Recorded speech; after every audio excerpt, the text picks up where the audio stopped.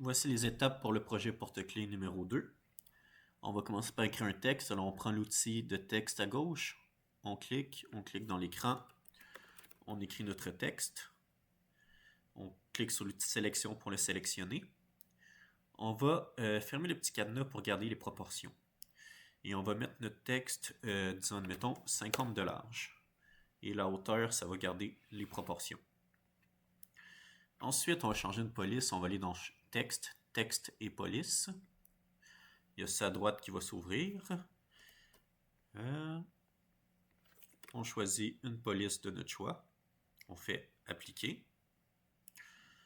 En fait, on aurait pu faire les dimensions après ça. OK. Alors, on a un texte. Il faut que le fond soit noir et aucun contour. On fait CTRL-D pour dupliquer. On met l'autre texte à côté.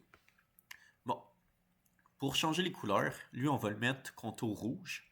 Alors, on fait un clic droit sur la couleur, définir le contour, et on va mettre le fond transparent. Ici, mon contour est pas mal épais. Je vais juste aller dans Objet, Fond et contour, Style de contour. On va mettre 0.1. Et je vais remettre Airline, c'est en français, c'est sans épaisseur.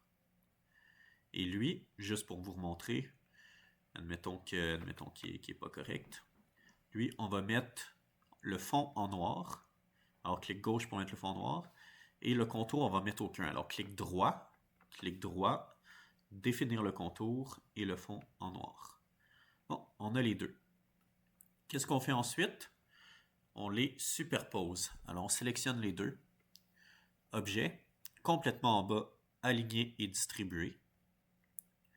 Aligner selon l'axe vertical, aligner selon l'axe horizontal. Les deux sont un par-dessus l'autre.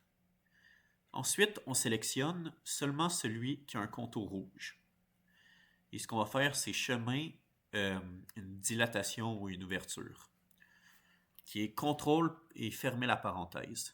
Alors, on continue jusqu'à ce que l'objet soit relié en une seule forme. Comme là, il est relié, mais je vais le continuer quand même un peu comme ça. Comme ça, ça me plaît. Alors, il est relié en une seule forme. Ensuite, vous voyez, il y a plein de petits trous, plein de petites cochonneries qu'on veut enlever. Admettons ici, je trace une forme par-dessus. Je garde Shift enfoncé pour sélectionner ma forme et le contour. Et je fais chemin union. Et ensuite, je continue à enlever mes formes. Donc, je trace une forme par-dessus ce que je veux enlever. Je trace ma forme comme ça. Je sélectionne ma forme et le contour.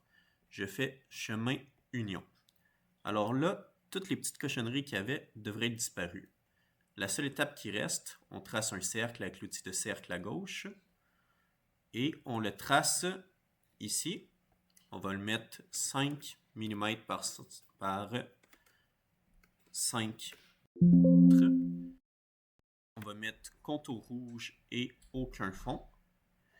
Et on va trouver une place où le mettre.